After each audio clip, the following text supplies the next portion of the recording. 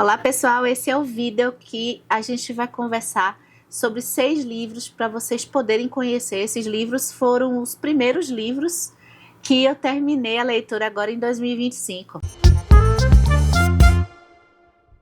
Eu começo com nada mais, nada menos que Conclave, de Robert Harris, que agora está muito em evidência por conta do filme que foi indicado ao Oscar.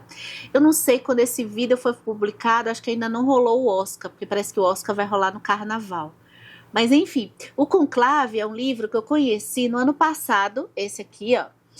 Ano passado eu gosto bastante e nunca mais tinha lido, de thrillers que se passam dentro de instituições religiosas. Eu tinha lido lá atrás o Anjos e Demônios, do Dan Brown, que por sua vez, esse livro, Anjos e Demônios e o Conclave, estão no vídeo que eu comento leituras relacionadas. Então, se você gosta desse tipo de vídeo, né, que é aquele, se você gostou desse livro, pode ser que você goste desse livro, então Conclave, Anjos e Demônios estão lá. O estilo de desenvolvimento é diferente, ou seja, o Conclave, ele não tem tantas aventuras quanto o Anjos e Demônios do Dan Brown. E eu terminei de ler esse livro dia 1º de janeiro, no feriado lá de Réveillon, assim ó, boquiaberta, que livro bom! Um dos pontos preferidos desse livro é o conflito psicológico que a gente vai acompanhar do cardeal Lomelli, e que ele já está um pouco frustrado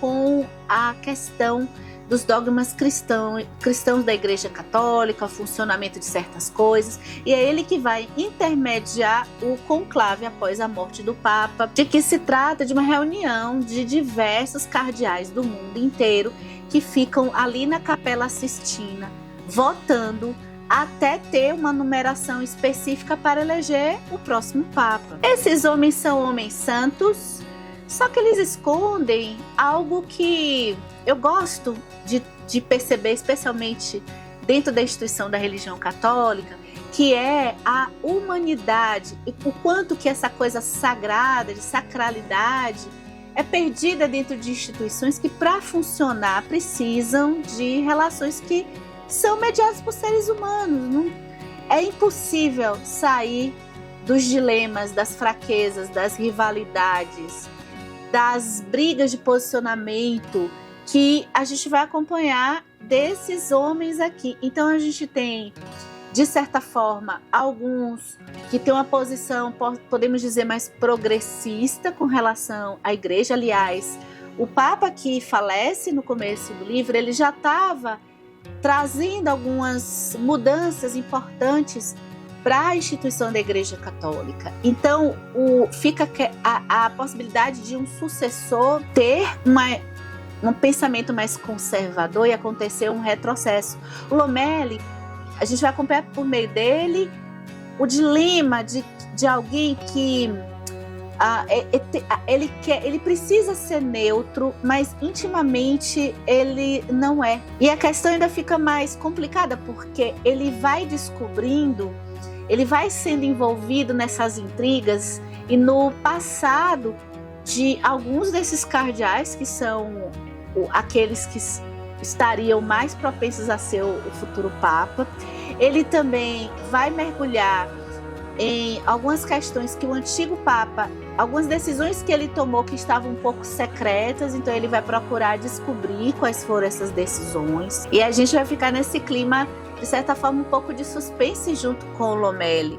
É aquela ambivalência entre fé, dever a cumprir. E algo muito bacana de Conclave, que eu acho que praticamente todos os thrillers religiosos eles acabam adentrando, são as temáticas de dogmas que acabam sendo contraditórios na Igreja Católica, em que existe um dilema que esses candidatos são seres humanos e a repercussão diante de dogmas tão rígidos de comportamento, qualquer falha pode ser fatal para dar seguimento às doutrinas religiosas dentro da igreja. Então, muito por conta de todo esse arcabouço comportamental que é exigido, então temas como celibato, a questão das mulheres dentro da igreja, a questão de raça também aí embutida, tudo isso vai permeando ali durante as votações, essas questões políticas ali dentro. Para amantes da Capela Sistina, eu nunca conheci pessoalmente, mas eu já assisti algumas coisas das pinturas ali do Michelangelo. Eu acho que, para mim, a minha parte preferida, que dá um tom especial para a narrativa aqui do Harris, é o quanto que ele usa as imagens da capela descrevendo. Então, para gente que já viu, eu acho que para quem não conhece é bom até conhecer, se tiver interesse, tá? Porque o thriller se sustenta assim isso. Mas em diversos momentos emocionais do Lomeli, ou da tensão que está acontecendo ali no recinto, o que aconteceu ali naquele momento, tem um trecho da Capela Sistina que ele vai descrever e que vai casar com aquilo tudo.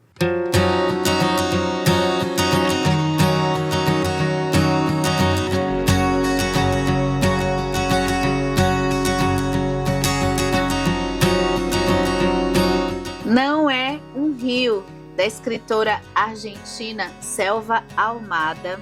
A gente vai agora para dentro da natureza, em que o tema aqui talvez seja masculinidade. A literatura argentina normalmente é conhecida, eu gosto muito da Mariana Enríquez. Normalmente mulheres escritoras argentinas acabam trazendo um tom de dramaticidade muito forte e acabam trabalhando muito com o simbólico em relações a objetos. A gente vai falar de relação com objetos e emoções mais pra frente, de um livro que eu amei. Como eu tinha visto que a Selva Almada, ela é comparada a Mariana Enríquez, que eu li um livro que eu sou apaixonada, tem vídeo aqui no canal, que é As Coisas que Perdemos no Fogo, que são contos, eu fui pegar esse fininho aqui pra ler e, embora não tivesse tido aquela sensação igual a Mariana Enríquez, foi uma história bem interessante, porque a gente vai para um tema, até a literatura brasileira trabalha bastante, que é essa coisa de pensamento. O Grande Sertão Veredas, eu acho que faz isso de uma forma das mais sublimes, é a minha preferida, que é a mentalidade, após essa coisa de desenvolvimento tecnológico. Então, a total falta de respeito com a natureza, a conexão com a natureza se perdendo, depois de um processo civilizatório. Então a gente vai acompanhar aqui 3 homens que estão pescando uma raia, 2 cinquentões solitários, o Ernesto Rey e o Negro. E o Tito, que é um rapazinho bem jovem, que a gente vai perceber a conexão que esse rapazinho tem. Na verdade, acho que já é revelado bem no começo, ele é filho de um grande amigo desses 2 cinquentões. E já na pesca dessa raia, a gente vai ter uma forma de pescar bem agressiva, em que até a arma de fogo é utilizada para matar o peixe. Essa pesca, eles vão para uma ilha, e nessa ilha eles vão se deparar com 2 homens, o Aguirre e o César, acho que é isso, e que vão ter uma reação a essa forma deles chegarem orgulhosos dessa caça, que não foi de pegar essa raia, que não foi nem para consumo. Inclusive, eles não têm nem vontade de consumir, eles jogam até fora. Então, essa forma devastadora vai incomodar esses 2 personagens que são da ilha, e ainda para completar, vai ter aí uma paquera, uma intenção religiosa, amorosa de um do mais novinho. Então, a gente também vai voltar no passado desses homens para perceber como é que foi a juventude deles, como que eles tratavam as mulheres. Olha, ter o rio como elemento simbólico em história, eu acho que já é algo bem favorável. Agora, como eu já percorri tantas veredas, acho que leitores de Guimarães Rosa vão entender, não aconteceu aquele entusiasmo que poderia ter acontecido com esse livro aqui. É uma pena, mas eu convido você, se tiver vontade, de conhecer essa escritora argentina, que ela está sendo muito elogiada pela crítica literária, tá? Linguagens secas, frases curtas, algo também que eu tenho às vezes um pouco de dificuldade. A ambientação, ela é bacana porque a gente sempre fica tenso, e ela utiliza as descrições do local quando eles estão em matas, em lugares sombrios, o desconforto, isso tudo é narrado de uma forma para deixar a gente sentindo inclusive a insegurança que muitos personagens estão sentindo aqui. Em 2024 vocês acompanharam a minha estreia com essa escritora que eu fiquei apaixonada, que é a Deborah Levi, uma escritora sul-africana que produziu sua literatura na Inglaterra. Eu li o Coisas que Não Quero Saber. Esse título sempre, já falo tanto dele, né? Mas deixa eu falar uma coisa a mais, que as coisas aqui no canal acontecem assim, não ficam lá atrás, não. O livro continua, às vezes, dentro de mim, ressoando. E toda vez agora que eu penso no Coisas que Não Quero Saber, eu lembro de Memória do Subsolo, que são sentimentos que são revelados, que muitas vezes a gente coloca lá embaixo porque não quer lidar com eles. Bem, eu fiquei sabendo que, quando eu li o Coisas que Eu Não Quero Saber, eu já estava sabendo que a Deborah Levi escreveu uma espécie de autobiografia em 3 livros curtinhos. Veja, não é uma biografia do que a gente está acostumado. Ela escolhe momentos específicos da vida dela, mas com a sabedoria de adentrar e de secar bem as emoções dela naqueles momentos. E tudo que eu acho que a Deborah Levi tem de diferente é como ela escreve, o que ela observa sobre as coisas que acontecem com ela. Porque a trajetória propriamente dita é bem banal. Se você gosta dessas coisas aí, da forma de escrever, eu acho que a Deborah Levi pode ser que você goste. O segundo livro, então, o primeiro é o Coisas que Não Quero Saber. Não tem relação direta. Mas o segundo, que ela escreveu dessa forma, é o Custo de Vida, que ela vai mencionar somente uma vez aqui o Coisas que Não Quero Saber. No Custo de Vida, a gente vai pegar um momento que a Deborah Levi está ali por falta dos seus 50 anos e ela vai resolver se separar de um casamento de muitos anos. Então, é um rompimento de uma rotina e é um recomeço. É reestruturar a própria vida. Inclusive, pelo título, o custo de vida, a gente tem toda a parte prática dessa nova forma de viver, nova forma de morar, se virando sozinha em algumas coisas, mas o custo vai adentrar para algo que não é somente a parte prática do dinheiro, e ela está se estabelecendo como escritora, ela precisa arranjar tempo para escrever. O custo aqui também vai passar pela parte psicológica, simbólica, de não ter mais um companheiro, um suporte. A gente vai conversar um pouco mais sobre esse livro em um vídeo, em que a gente vai relacionar ele, claro, com algumas outras leituras. Agora eu adianto que o seguinte, a Deborah Levi, a gente vai perceber aqui, o melhor são as associações que ela faz por algo mais banal, desde montar um estante até um tempero que ela vai comer e ela vai ter uma lembrança de uma época, e aquilo que a gente está vendo ela apenas cozinhando, a gente vai passar pelas reflexões que ela está passando também. Então eu acho que para quem gosta muito de simbólico, de metáforas, Deborah Levi é a escritora que nasceu para te atender.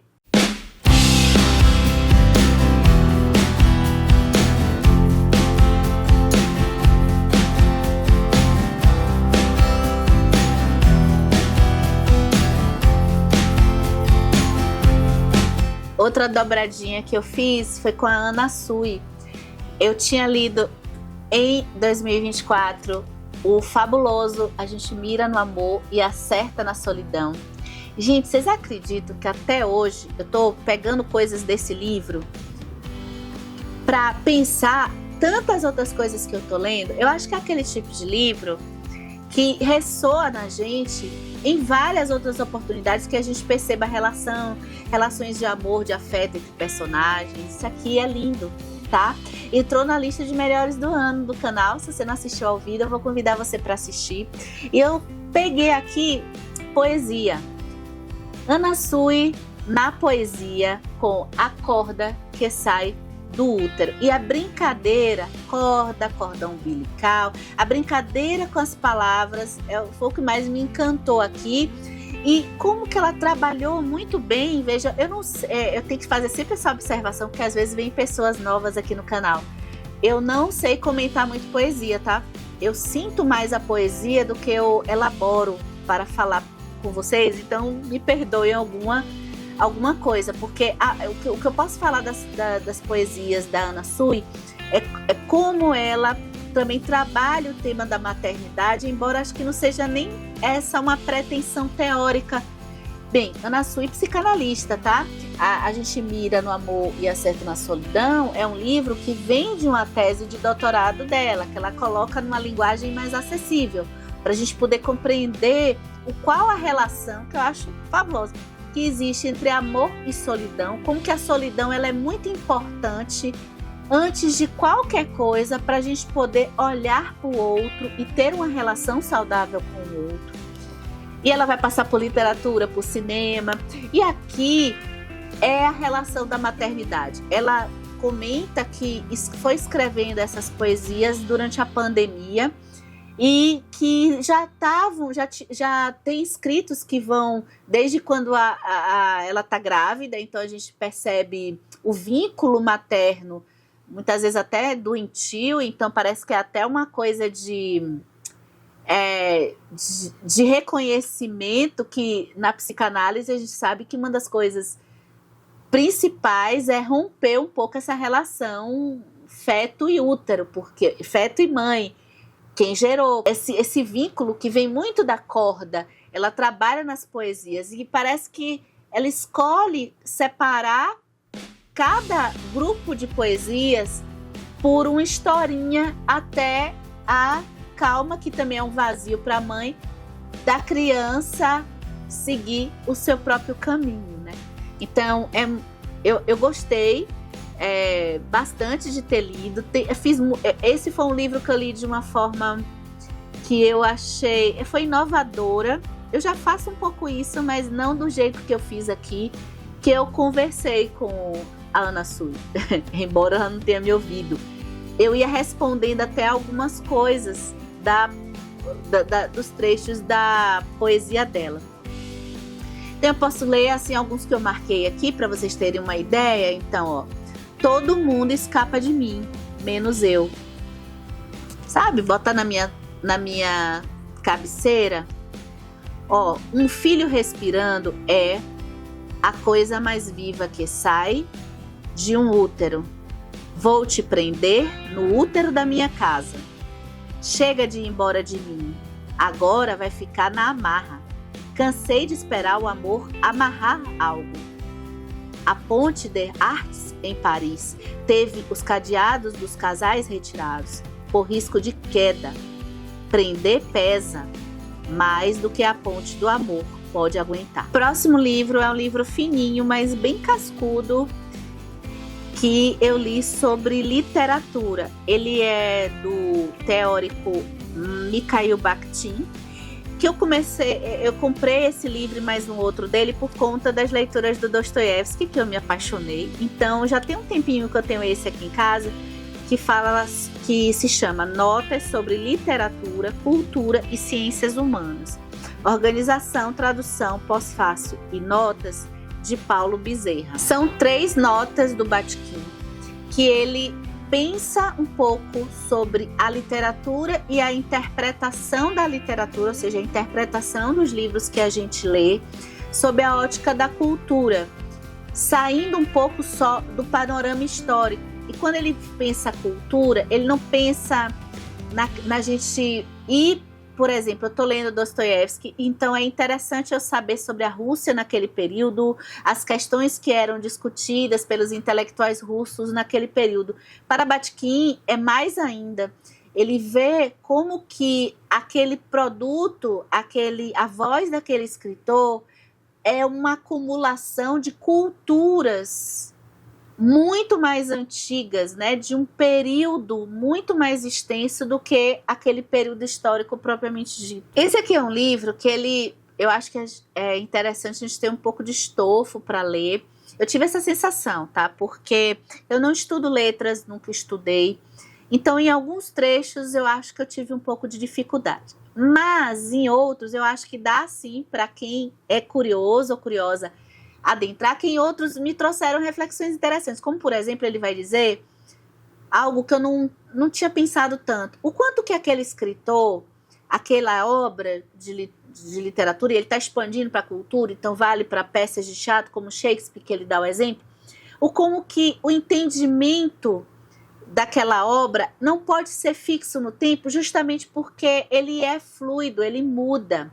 Então, ele é meio contra a gente ficar falando assim, olha, eu não vou poder interpretar, por exemplo, Jane Eyre com o olhar de hoje, porque eu preciso me deslocar na época de Jane Eyre e só aceito aquela interpretação do Jane Eyre com a luz da era vitoriana. Então ele vai dizer que não é muito assim, que a interpretação de uma grande obra, ela vai se modificando com o tempo e é como se fosse uma crescente para ele. Então, não é anacrônico, acho que ele não é tão contra o anacronismo, embora ele não esteja sendo radical aqui. Então ele vai falar, por exemplo, que Shakespeare, ele não era o Shakespeare que nós conhecemos hoje, naquela época que ele escreveu as peças. E eu me lembro muito de Machado de Assis, porque a gente já conversou aqui nas trajetórias de leitura de Machado, o quanto que Machado, por exemplo, Dom Casmurro, ele diz que Machado dava entrevista com um cantinho de boca sorrindo, porque ele não tinha interpretação da dúvida com relação ao que o Bentinho estava falando na história, gente. Não tinha isso naquela época, e isso só veio depois. Então, eu acho que eu pude compreender melhor essas questões de interpretação de literatura, lendo aqui o Bakhtin. E olha que frase forte que eu anotei aqui nas minhas notas. Fiquem atentos, teremos novidades no canal. Já estão inscritos certinho? Ai, gente, depois eu vou dar uma pincelada, mas fazer um mistério, né? Como boa marqueteira. Não, gente, não é questão de mistério, é questão de coisas que estão em produção ainda. Ó, essa frase na página 14 dessa minha edição da editora 34 diz assim, ó, é uma frase fortíssima, assim, que me mexeu comigo. Ó. Tudo o que pertence apenas ao presente morre com ele. Não existe interpretação fixa.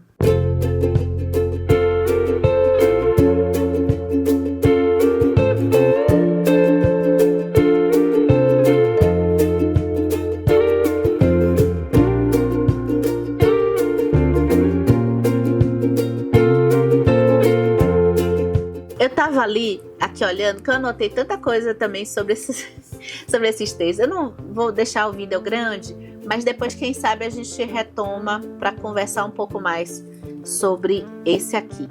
Aí vem um livro que revolucionou a minha vida, está revolucionando até esse presente momento, que é o Carta de uma Orientadora sobre Pesquisa e Escrita Acadêmica da professora Débora Diniz. Ela é uma professora da UNB e ela é uma orientadora de estudantes de mestrado e doutorado. Ora, Lilica, você está fazendo pós-graduação, mestrado, doutorado? Não. Você vai fazer agora pós-graduação, mestrado, doutorado? Agora não. Tenho um desejo, mas não sei se eu vou fazer. E por que você está lendo um livro que é direcionado à pesquisa acadêmica? Vamos lá? Vamos para a historinha? Então, gente, olha, eu de antemão já digo que essa é uma leitura que eu recomendo para qualquer pessoa, independente de escrever, de estar escrevendo ou querer escrever uma pesquisa, uma dissertação. Por quê? Porque isso aqui é algo fabuloso para a gente que gosta de ler. E eu acho que até para quem não gosta de ler, poderia dar uma chance para esse livro aqui, para pensar um processo que eu não tinha pensado sobre, que é o processo de escrita. É um processo, ou até de fala, se a pessoa não conseguir escrever, das suas impressões sobre a vida, sobre as coisas, sobre o que você está lendo, sobre os filmes, ou fazer um diário. Tudo isso está aqui dentro. Mais adiante vocês vão entender quando eu falo que esse livro revolucionou a minha vida. Métodos de organização, anotações, registros, tudo mudou para mim, gente. E até a forma que depois de eu ler esse livro. E tem uma série de vídeos da Débora aqui no YouTube também, de graça para você, se você quiser. Muda até a forma que a gente lê um livro. Pelo menos comigo isso aconteceu. Algumas partes estão ali um pouco relacionadas à pesquisa, como que você deve escolher a sua orientadora, se aproximar dela. Eu gosto muito para a gente levar para a nossa vida também algo que, ao se aproximar de alguém, que hoje em dia praticamente ninguém tem muito tempo. Então, ao se aproximar de qualquer profissional que você queira trocar uma ideia, é muito interessante você se preparar antes. Por exemplo, acho que quem vai fazer entrevista de emprego já sabe, né? Porque tem que fazer a preparação de você estudar a empresa, estudar aquele local, para aquele ramo de atividade. Isso tudo, acho que todo mundo já faz dever de casa. Mas e se você for conversar, às vezes com um médico, que você quer tirar dúvidas, já vá com alguma coisa anotada. Ele não vai ter, às vezes, tanto tempo para tirar sua dúvida. E se você vai para um grupo de leitura, anote aquelas coisas para você também não monopolizar a fala e tirar a voz, né? E reduzir, sem querer, claro, a voz de outras pessoas que querem falar. Então, organizar as ideias antes e organizar até a própria produção de pensamento. Eu acredito que vai ajudar em muitos trabalhos que muitas de vocês acredito que façam.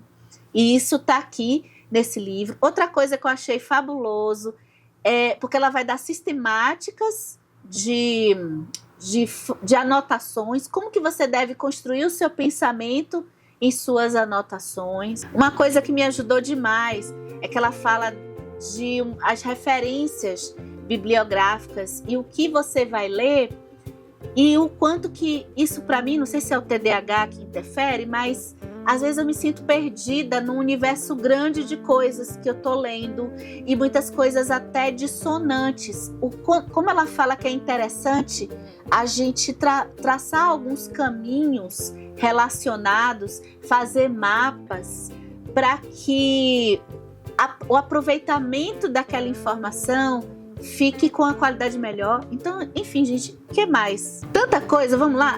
No mundo de redes sociais, parece que tudo, pelo menos eu tenho essa sensação, não sei você, tudo parece que gira em torno de produto. Então, se eu for fazer qualquer coisa, imagine os grandões aí, como não deve ser atormentador, né? Ainda mais quem coloca a sua vida como produto, né? Então, se eu for fazer, por exemplo, no meu caso, assim, eu faço lá natação. Eu tenho que contar quanto eu faço para postar em algum lugar. Ou então eu vejo aquilo como um produto. Eu leio um livro e eu vejo...